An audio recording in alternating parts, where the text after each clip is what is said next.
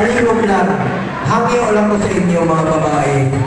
Tanang guwapa na rin. Gamo, gamo. Palihog lang, paglikay mo kay Pili. Kahit ikaw, hindi malala yung mga katao sa akin. Hindi na ko gusto, padugangan ang iyong 31 ka na. Hindi na upat. Kayo, 31. Ano mo, Maki? Sobra pa kasarabing. Beka, tawagan lang ninyo sa inyong Kuya Ipe.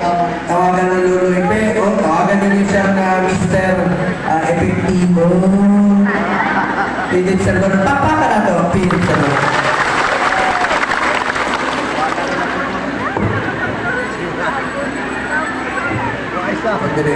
Hello, ayun. Ako nagtataka kayo. Mr. Epektibo, ang pagsagro sa akin ni Senator Mongo. Siya po talaga ang nagbigay sa akin ito, Mr. Epektibo. Sabi ko,